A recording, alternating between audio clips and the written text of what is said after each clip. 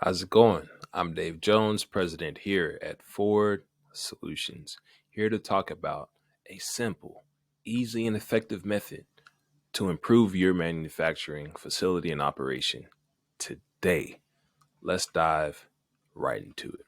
This process entails four simple steps, and I'm going to explain them to you today in a quick and easy way to understand, digest, and implement.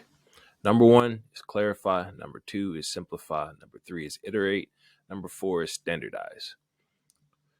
So this won't be your same old lean training, continuous improvement training. This is an approach that gleans lots of different experiences and approaches into a simple, concise way to improve your business rapidly and sustainably. So first step is clarify.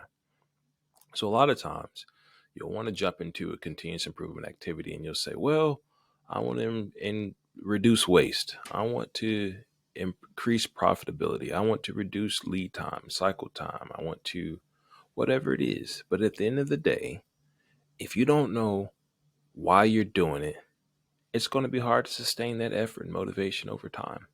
It's going to be hard to even know if you're making progress in any meaningful and significant way.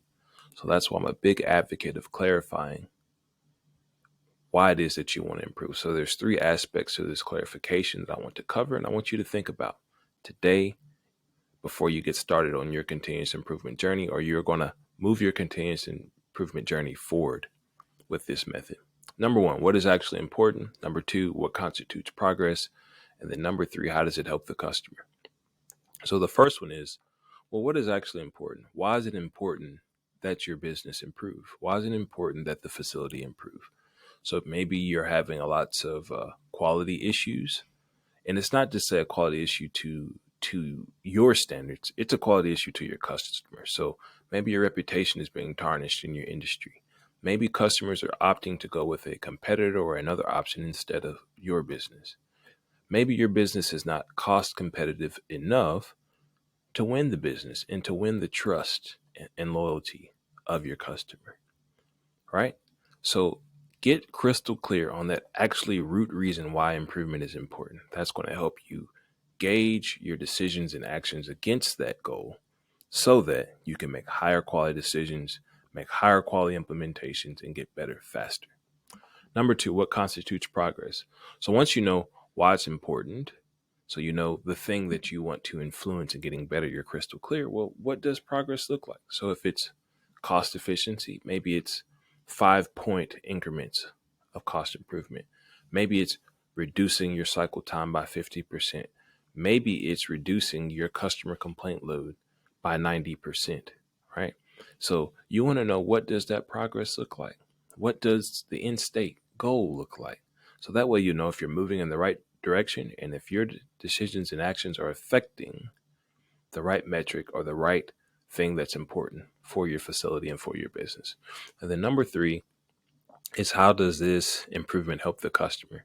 So this could be both internal and external customers. So you want to know, as I make these improvements, why is it important to that person?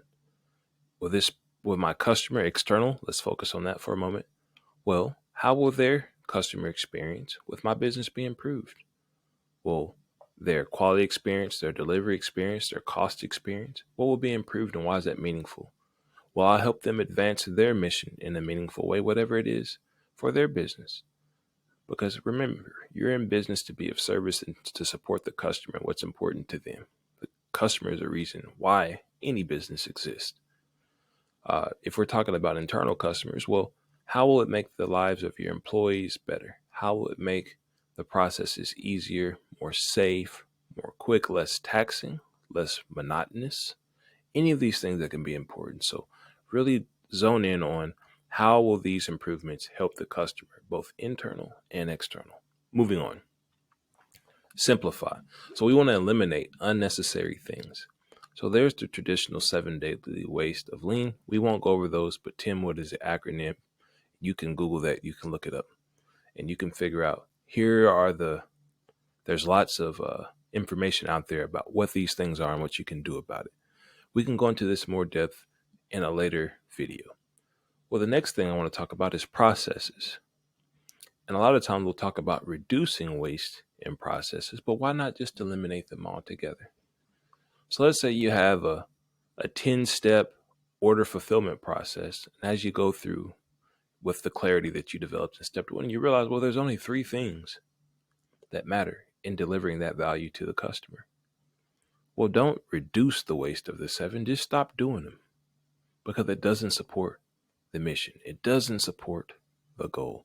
And there's no reason to do things that don't add any value.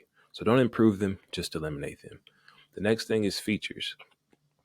It is so tempting in any manufacturing business with a product to say, I'm going to make this product super feature rich. Well, if you look at the actual application to the end user and you find that they're not using 90% of those features, we'll just eliminate them. And this is why. Number one, those features, maybe they're cool to talk about, they're cool to look at, but they're not adding any real value to the customer. However, that customer has to pay for all those features because you have to manufacture them. You have to integrate them into the final solution. If they're not there, you don't have to do all those things, and thusly you won't have to charge them for all that additional, what we may consider a value add. What really is just incurring expense, because the value is determined by the end user, not by our own desires or our own intentions. If the customer says it's valuable, it's valuable. If they say it's not, or they don't use it, then it's not. Just that simple. Number 3 that I want to cover is complexity. So a lot of times we'll try to make the product more complicated than it needs to be because we want to create some barrier to copying the product. We want to do whatever it is that's really, it's causing an encumberment to the customer. You want to make everything in your business as simple as possible, but no simpler than that. So if there's extra complexity, extra steps, extra features, extra anything that the customer does not want or need, get rid of it, because that complexity is only incurring more cost. It's decreasing the ease of use of the product, and it's decreasing the quality of that customer's experience with your company and with the products that you produce. The next step is iterate. So as you're simplifying things, there's 4 steps of this iterative process of improvement. So number 1, you want to identify something to improve, and you want to do something about it. So you want to change something in your business process that you think will improve. So that's the implementation phase. After you've implemented, you need to analyze the outcomes. That's the second step. So you want to analyze for, did these decisions and actions advance my mission or not?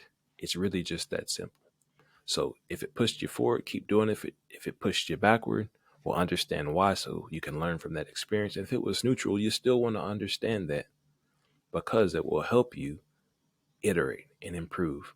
And then after that, you want to refine your approach. So you're going to say, I did something, I learned something from it that I can take and advance forward.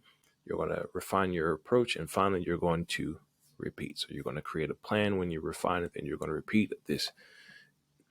Identify something, do something, analyze the results, refine your approach so you can repeat and do it again and again and again. Now, here's the last part. And a lot of companies and a lot of continuous improvement practitioners want to jump to this, in my opinion, way too quickly. And that is the documented standardization of your process. We're always looking to stabilize the business.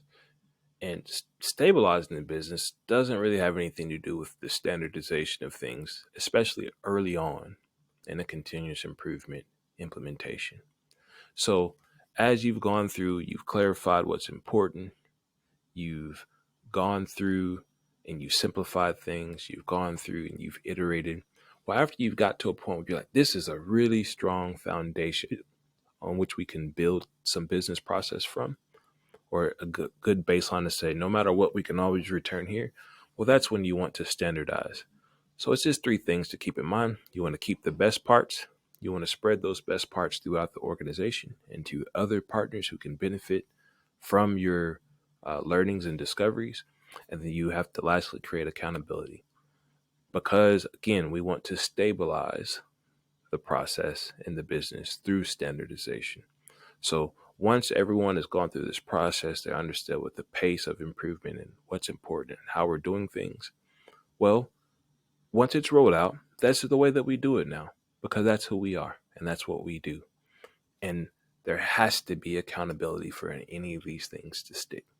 So if that means uh, accountability can be positive in its nature or negative, it just depends on the situation. So if it's positive, hey, when people are doing the right things, we'll congratulate them, give them positive reinforcement, motivation. Maybe that's a bonus of some sort.